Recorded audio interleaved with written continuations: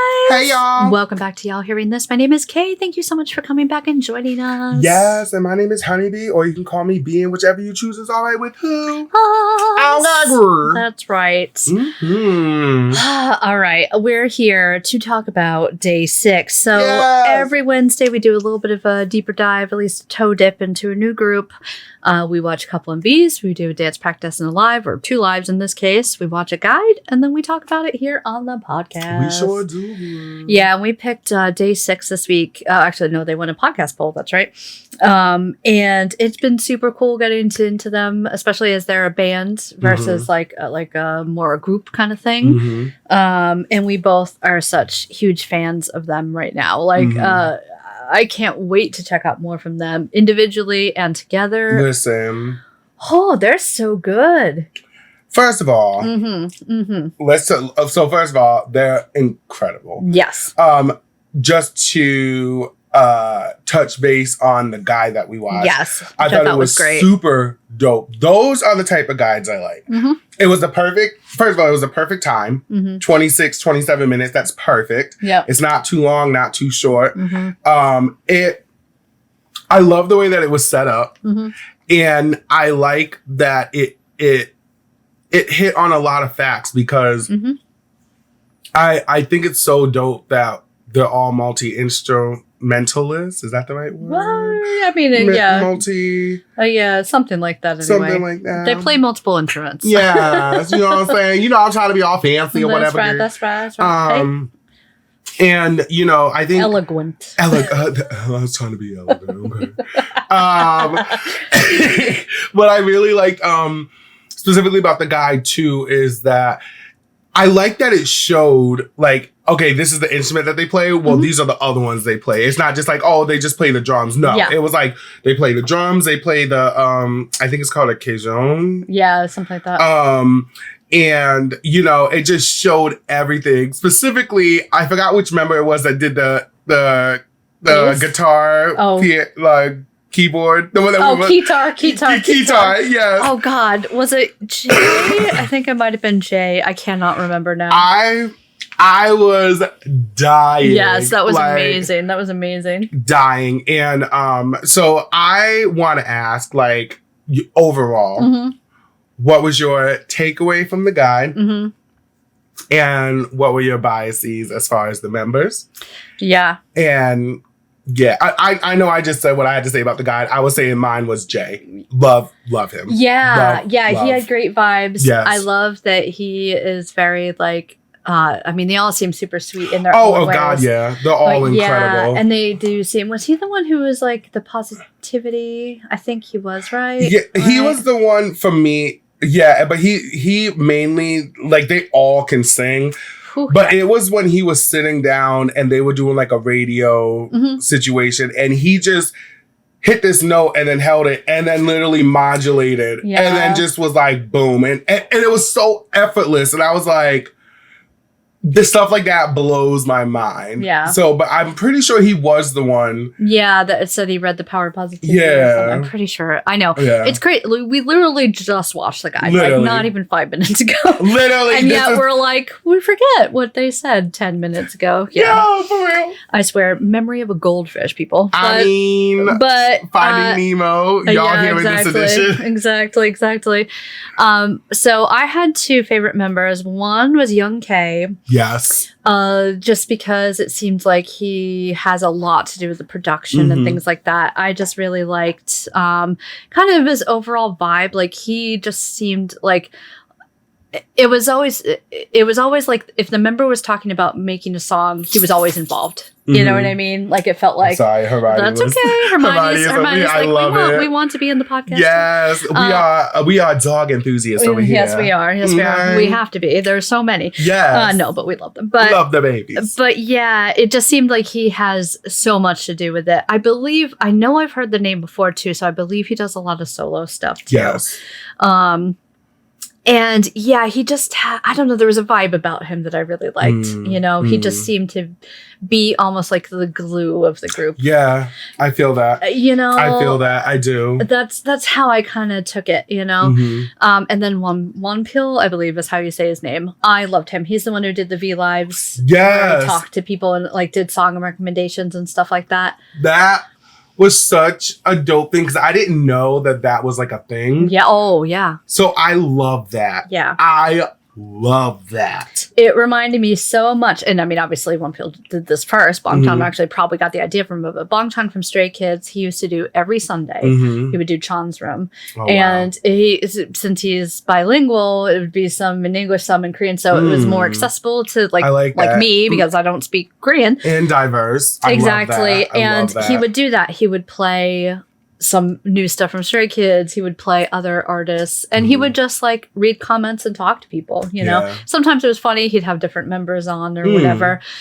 There's a hysterical one with 3ROCHA, which actually I need to show you at some point. Someone subtitled it, but it's anyway. They're so funny.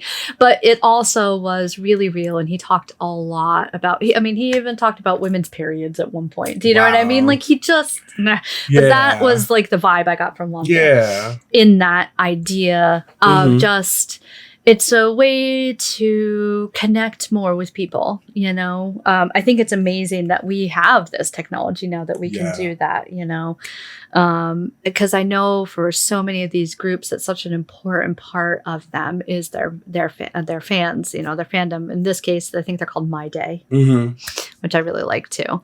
I really also, going back to Jay, I believe the solo stuff that he has out, he goes by EJ. EAJ. Oh, EAJ. Yeah. And it was a place for him to explore his own stuff. The song that they played. That song that they played, and those big high notes in his upper register, you guys know we live for that. And really just... Please sang. Always sang. Yeah. That is just like... And I absolutely feel like every single one of them are so talented, but they are...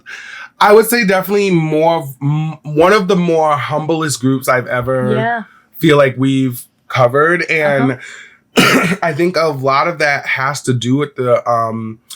I think a lot of it has to do with the fact of just how they are just naturally as people and how I feel like they just bounce off of each other. So it just makes them as a group just, it's so weird. Like, it just makes sense. Like, that's the best way to say it. Like, I don't feel like, sometimes you look at groups and you wonder and you're like, oh, these are such different personalities. Like, I wonder how you make that work. I wonder how they got together. Yep. Whereas with these guys, it's like, you don't even think, like, I never thought about it once, like they're all individual. I'm like, I literally look at them as one unit. Yeah, I can see that. You know what I mean? I think, so during the Stray Kids Survivor show, I swear I'm not trying to bring it back to Stray Kids. This actually doesn't have anything to do with them. But watching that show, so JYP is I don't think he's the CEO, but anyway, he... is the founder or whatever of JYP. And so they're under the same group as Stray Kids. Yeah. And one of the things that he said to them when he was talking to the group was talking about that humbleness and never becoming like the moment that you think you're better. That's when it all goes away, the moment that starts to become like a mindset, and I really enjoyed that talk with him. I hate him as a person for many things, mostly that survival show, but I think that was a really great way. And it seems like that's how he runs the agency and that DAY6 is under them too. Well, so DAY6 is their Sunday. Yeah. And that's the funny thing that you say that too, is because that was the other thing from this guy that I thought was interesting, was the fact that they had mentioned that the company that they come from, they thought that they were going to be some boy band. And when they found out that they were actually like a band, like it was just different. So I thought that was really interesting as well. But that's very true. Yeah. Like, you know what I mean? Like, your ego can literally be the demise of like your greatest blessings and your greatest Absolutely. things. And it's like, that's a really good lesson. The moment you lose that hunger to be better, to be a better person, to make better music, to do whatever. Like, at the moment that you're like, yep, nope, I'm better. I am better. Like, I don't need to do that. I don't need to be better. I am better. Right. You know, that's the moment you lose that drive. That's the moment you're going to lose all that creativity. That's going to moment. Yeah. And so I like the fact that that is like the byline of the company almost, you know what I mean? And I mean, I've definitely seen it in others.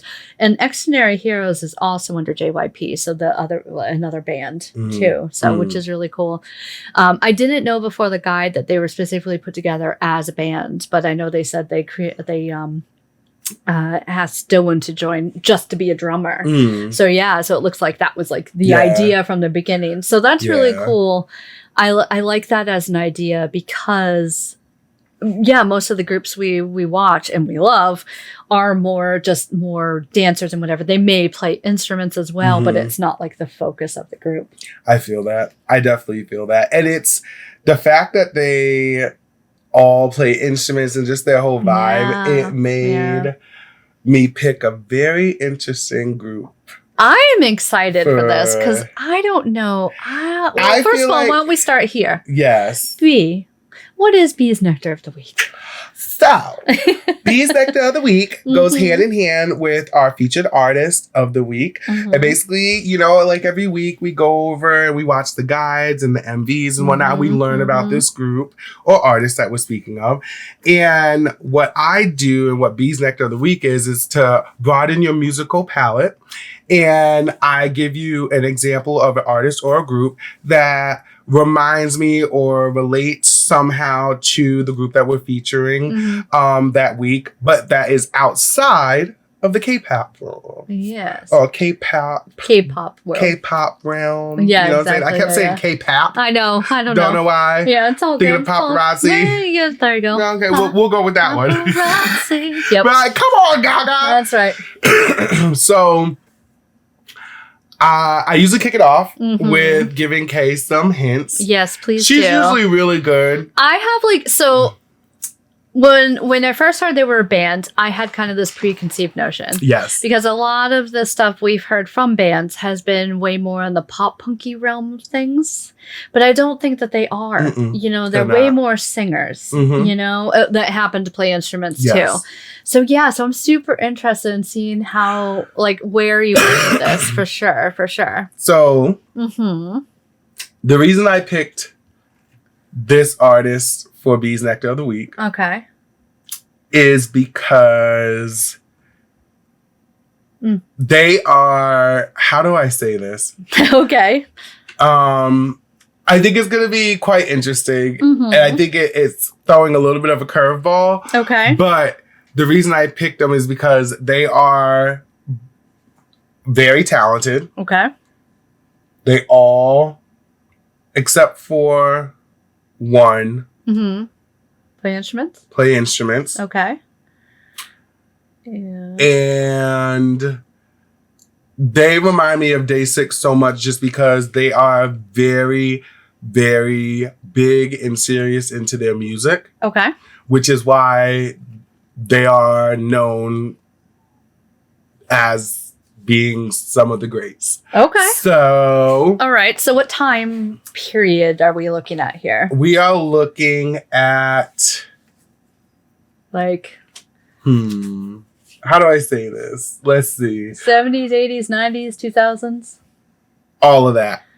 Oh, okay. So classic rockish? Well, not classic rock, like, but maybe a little before. I would say 70s, 80s, and 90s. All right. Let's see. So, so so they're a group. Slash band. That was the time period. Interesting. I have maybe an idea. I believe they are in the Rock and Roll Hall of Fame. And that's all I'm going to say. That's all you're going to say? Knowing you, all right, I'm just going to throw this out there because I feel like it comes into play with the singers. Is it a big group? A big group as in? Like, number of members? I actually believe there's the same amount of number of members. Okay. Actually, there is the same amount of numbers. Okay. All right. I'm just going to throw this out there because it's the first thing I thought of when you said it was 70s. Earth, Wind, and Fire. That's a good choice, but no. Because I almost picked them. I was this close away from picking them. So, yeah, purely for the singing, but they're much bigger, right? They have a bunch of members, right?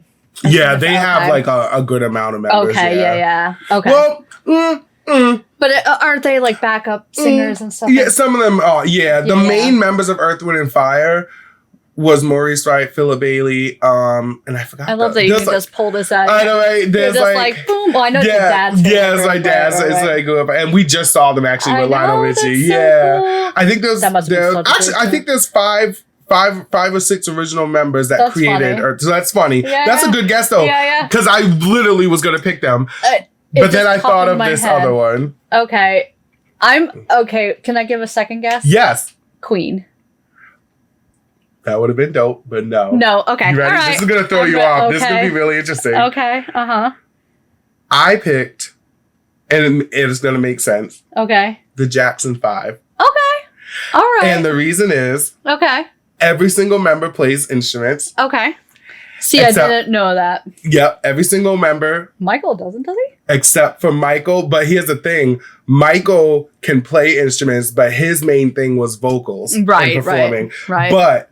when they actually like was in the studio, stuff like that, I guess he would like either play piano or he would play drums. Like he was very specific and articulate. So nice. The reason that I picked the Jackson 5 was because they are all incredibly talented. Yes. But they all are musically inclined.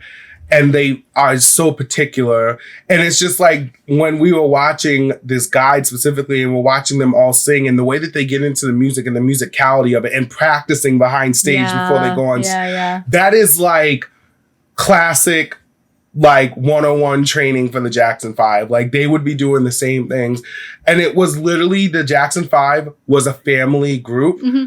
And like that whole idea about everybody being different and like not seeing that with DAY6, it was like one unit. Mm-hmm. Literally, that's what was considered when it came to Jackson 5. They were always called one unit, one sound, one band. Yeah. So it was like that same mentality. And I've always wanted to like talk about the Jackson 5 on here. And I was just like, when are you going to find an opportunity? Right. Yeah. And what group? Yeah. You have to find a group where it literally embodies that. And the second DAY6 came up and we were watching them perform, I was like, oh my God, like they are just like the Jackson 5, like the unity, the music, like how particular they are about it. Like it's just so effortless. Mm-hmm. So B's Nectar of the Week this week is the Jackson 5. I'm going to give you a little bio. It's not too long. Although it could be like super duper long. I know, yeah. You could talk about the Jackson 5 for 3 hours. Literally. So the Jackson 5 was originally formed in 1963 under the name the Jackson Brothers. The founding members were Jackie, Tito, Jermaine, and Marlon. Michael joined the group as a lead singer a year later, which pushed Jermaine to sing the backing vocals and play lead guitar. After practicing in a series of talent shows, they entered a professional music scene in 1967 when they released their first small hit, Big Boy, with local label Steeltown Records. Nice. And then in 1968, they signed with Motown Records, who told press Diana Ross discovered them, although Bobby Taylor and Gladys Knight claimed to have done so. You know, there's always something going back and forth about Motown, child. I know. Some diva action. Yeah. Yes. So they released their debut single with Motown, I Want You Back, in October of 1969. And over the next year, they released 4 singles, ABC. Of course. The Love You Save. Wait, stop. Yeah, I don't know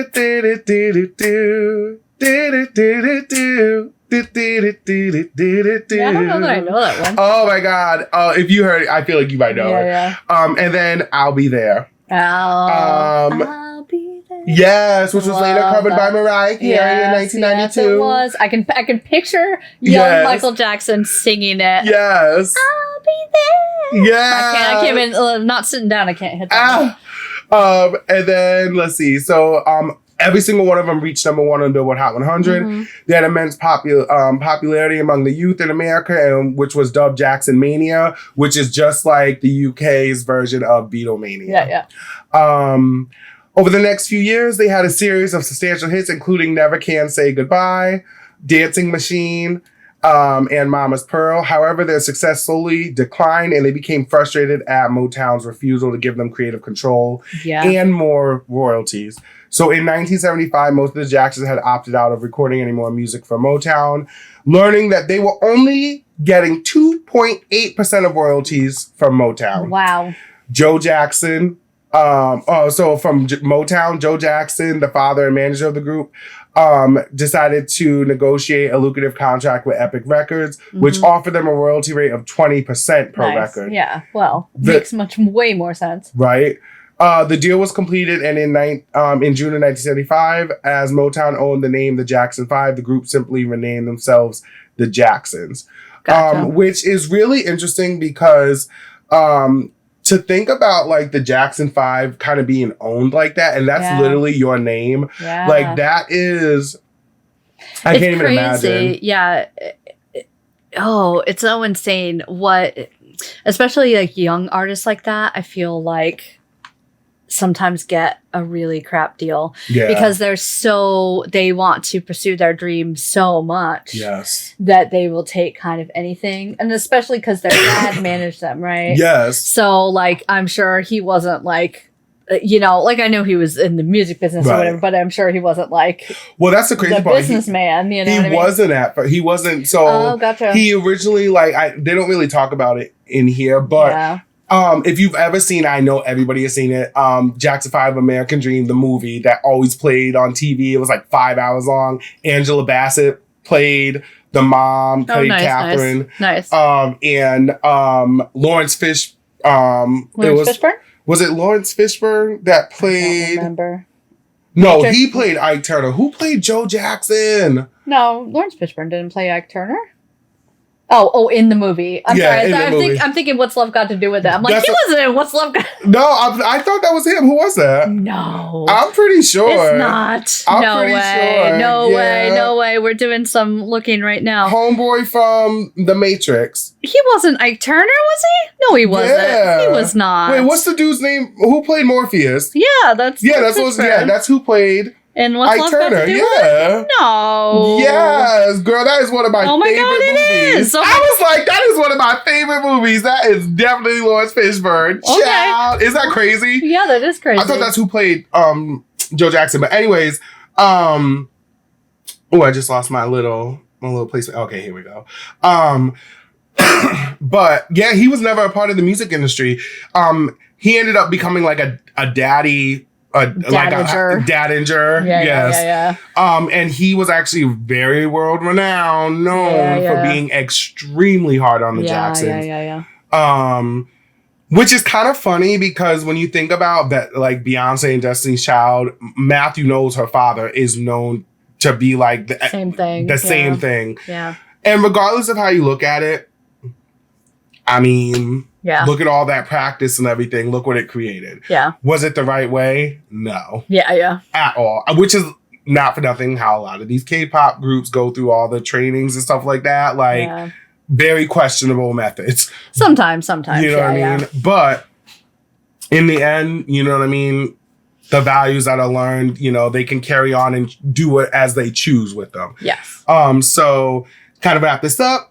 At Epic, they released, the group left Motown for Epic Records, with the exception of Jermaine, who was replaced by youngest brother Randy. So at Epic, they released 4 studio albums and 1 live album, which included the singles Enjoy Yourself, Shake Your Body Down to the Ground, and Can You Feel It? The brothers also released solo albums, and out of them, obviously the most successful was Michael Jackson. Yeah. So in 1983, Jermaine reunited with the band for the Motown 25 Yesterday, Today, Forever TV special, which was also where Michael Jackson, I believe, did the moonwalk for the first time. Oh, yeah, that's right. Which was like I that remember big deal. watching video of that. Yes. Yeah. So after they ended up doing this thing called a victory tour. Yeah. And after that tour, Michael and Marlon left the group. The group tried to release another album in 1989, but it didn't work. They ended up getting dropped. And then in 2001, the Jacksons reunited for the first time for Michael Jackson's 30th anniversary TV celebration, which was a big deal. Yeah. I remember watching that. That was held at Madison Square Garden. All these different artists came out and performed their songs. That was also cool. Where the controversy came with Whitney Houston coming out. And she was like, oh, really? Like, remember, she was like, I don't know if you remember this. She was literally like 98 pounds soaking wet. Oh, that's right. I do remember when that happened. And I didn't realize it was for this. Yes, that was for that special. And she came out to perform. Time-wise. Yes, Want to Be Starting Something. And so the eldest brothers ended up embarking on the Unity tour in 2012 because they actually were trying to plan a Jackson 5 reunion tour because Michael was retiring. So after This Is It, he was going to also incorporate the Jackson 5. Unfortunately, he passed away. Right. But after that, they were inducted. Just to give you some history on what they've made and accolades and all that, the Jackson 5 have sold more than 100 million records worldwide. In 1980, they received their Hollywood Walk of Fame as the Jacksons. And then in 1997, they were inducted into the Rock and Roll Hall of Fame. Mm-hmm. And two of the band's songs, ABC and I Want You Back, are among the Rock and Roll Hall of Fame's 500 songs that shaped rock and roll. And alongside I'll Be There, they were inducted into the Grammy Hall of Fame. Nice. So that is the history of the Jackson 5, which is a really good segment into the Say What section because we kind of touched base on it. But you've mentioned, obviously, earlier in this episode about, one of the lead people from DAY6's label, how you feel about him. And again, thinking of the Joe Jacksons, the Matthew Knowles of the world, how do you think what would you think is the better way? Because obviously their methods were not healthy. Yeah. You know what I mean? Mm-hmm. So what would be a way to what do you think is like the happy medium? Yes. Okay. Yes. So first of all, I would say I'd be the worst producer in the world because I couldn't be hard enough on people. Yes. Do you know what I mean? I got that. I just couldn't do it. You feel like there has to be like an even balance. Yes. Okay. Because so I've been watching Island. Yes. And I feel like the producers in that, especially Rain, and I don't know if you pronounce it Zico or Zyko, but I think they do it really well. Yes. So they come in and they're absolutely hard on the kids. You know what I mean? But it's always like constructive criticism. It's not like harshness just to be harsh. Right. It's not like you're hitting the wrong note. It's like, listen, you're hitting the wrong note. Well, sometimes it is. You're hitting the wrong note and flat out. But then it's like, why don't we try this? That's all. Yeah. Do you know what I mean? Yeah. Like it might be harsh, but it's always with that. The idea, the intention is always like that getting better, you know? I mean, it is super tough in the industry, especially in K-pop. Like I've said this a million times before now, it's like Olympic training. Same thing with like a gymnast, an ice skater or whatever, you are going to be in the gym constantly. People are going to be judging you for every tiny little mistake you make, So there has to be that balance between that harshness because without getting that criticism, you're never going to get better, but also balanced with someone, and it doesn't have to be the same person, you know what I mean? But having like, I always call it like a den mother or something. Do you know what I mean? And it could be like another member even, or like a voice teacher or something. Do you know what I mean? Like there has to be some balance to it of someone that you can turn to, and may still give you like straight up like, hey, no, like this is really what needs to happen, but can balance that, It's when it's like almost needlessly cruel is when I think it like takes that turn, or obviously when it's like affecting like the health of the artist, you know. But there is a certain level of like sacrifice you have to make to get to that level, and some of that is physical. Yeah, you know. Yeah. But I do like that there is definitely way better conditions in K-pop now than there was before. They just passed a law, I think it was this year, last year, just like fairer wages, fairer times, fairer all different things, you know? Because a lot of times, so what happens when you're a trainee is you're accruing all these costs. So you don't get paid as an idol after you debut until you've paid off those things. Yeah. You know? Yeah. And so some groups right away can do, but if you're a group that struggles right at the beginning, maybe you don't really do much at first, you know? Or like maybe a smaller group, a smaller company or something like that.